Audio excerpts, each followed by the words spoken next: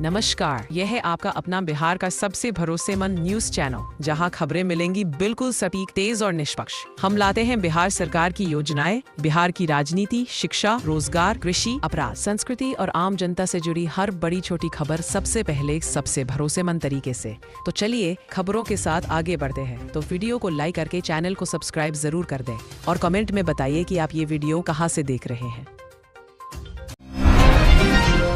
नव भारत टाइम्स की रिपोर्ट के अनुसार बिहार सरकार की मुख्यमंत्री महिला रोजगार योजना की अब तक 3 किस्तें जारी की जा चुकी हैं। चौथी किस्त जल्द ही जारी की जाएगी और ये अनुमान है कि ये 10 अक्टूबर के बाद दी जाएगी। अब तक लगभग 1,21,000 महिलाओं को इस योजना के तहत राशि प्राप्त हुई है, जबकि करीब 19 लाख महिलाएं अभी भी इस कार्यक्रम के अंतर्गत भुगतान की प्रतीक्षा कर रही हैं।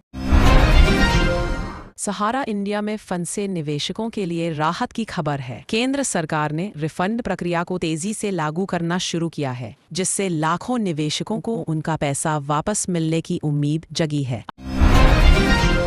आज भाजपा ने बिहार विधानसभा चुनाव के लिए पहली सूची में 71 उम्मीदवार जारी किए। 11 मौजूदा विधायकों को बाहर रखा गया। सूची में कई वरिष्ठ नेताओं के स्थानांतरण और नए चेहरों का समावेश है। भाजपा की सूची में सम्राट चौधरी को तारापुर और विजय कुमार सिन्हा को लखीसराय से उतारा गया। स्वास्थ्य मंत्री मंगल पांडे को सीवान से प्रत्याशी बनाया गया। पार्टी ने सामाजिक समावेशन का हवाला दिया।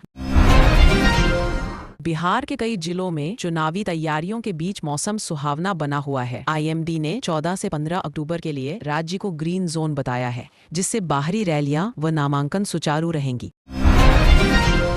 JDU और NDA के बीच सीट बंटवारे को लेकर तनाव के बीच CM हाउस के बाहर काफी राजनीतिक गतिविधि देखी गई। पार्टी प्रत्याशी और समर्थक राजधानी में जमा रहे। केंद्र के शीर्ष नेताओं के हस्तक्षेप के बीच कहा जा रहा है कि PM मोदी ने नीतीश कुमार से फोन पर बात की और स्थिति सुलझाने के प्रयास हुए। गठबंधन समीकरण गतिशील बने हुए हैं।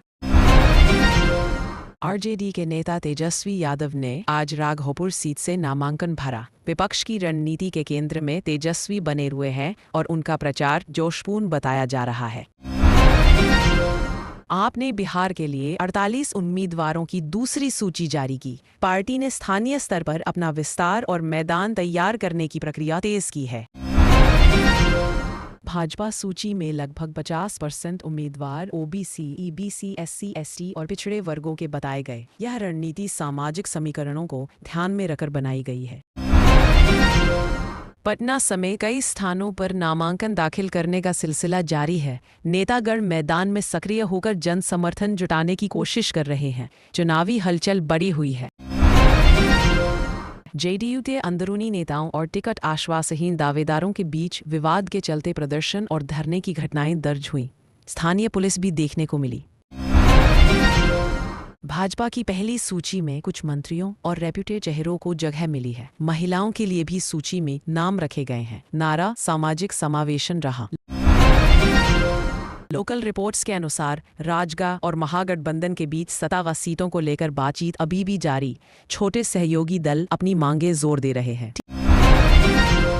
TV9 के लाइव अपडेट में बताया गया कि दिल्ली की मुख्यमंत्री रेखा गुप्ता 1 दिवसीय दौरे पर पटना पहुंची और नामांकन समारोह में भाग लेंगी।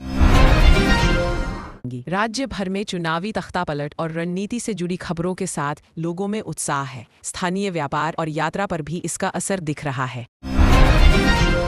भाजपा ने कुछ वरिष्ठ MLA को सूची से हटाकर नई पॉलिटिकल पठारियां बनाई। यह संकेत है कि पार्टी चेहरे और रणनीति दोनों बदले जा रहे हैं।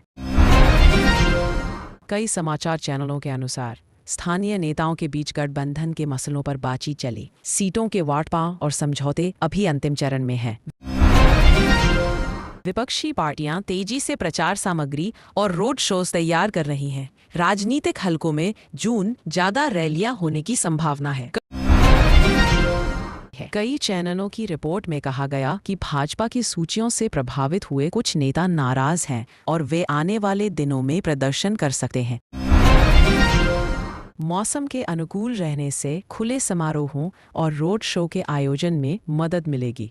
IMD की रिपोर्ट के मुताबिक भारी बारिश की संभावना नहीं है। जिन जिलों में उम्मीदवारों की घोषणा हुई, वहां स्थानीय कार्यकर्ताओं ने घर घर जाकर मतदाताओं से संपर्क बढ़ाया है। निर्वाचन अभियान तेज गति पर है। मीडिया विश्लेषण के अनुसार इस चरण की सीट घोषणाएं रणनीतिक बदलाव की शुरुआत हो सकती है। पार्टियां गठबंधन समीकरणों पर पुनर्विचार कर रही हैं। कुछ स्थानीय रिपोर्ट्स ने उठाया कि छोटी पार्टियां अपनी दावेदारी मजबूत करने की कोशिश में हैं, जिससे बड़े दलों के लिए गणित पेचीदा होता जा रहा है। भाजपा के कुछ नामांकन और टिकट चयन को लेकर पत्रकारों ने विश्लेषण किया। पार्टी ने संतुलित सामाजिक प्रतिनिधित्व का दावा किया है। टेलीविजन लाइव अपडेट्स में बताया गया कि चुनावी माहौल के बीच सामाजिक व आर्थिक मुद्दे भी प्रमुखता से उठाए जा रहे हैं। रोजगार, विकास व बुनियादी सुविधाएं चर्चा में। कई समाचार स्रोतों ने स्थानीय पुलिस और प्रशासन द्वारा नामांकन सुरक्षा व आयोजन प्रबंधन के निर्देश जारी किए जाने की बात कही है, ताकि शांति बनी रहे।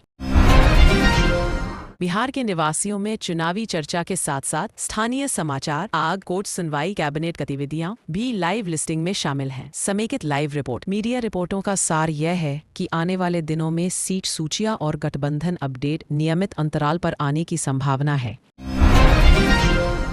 राजनीतिक गतिशीलता में वृद्धि। समग्र तौर पर आज का दिन चुनावी घोषणा, नामांकन और गठबंधन वार्ता के लिहाज से सक्रिय रहा। अगले कुछ दिनों में और निर्णायक अपडेट आने की उम्मीद है।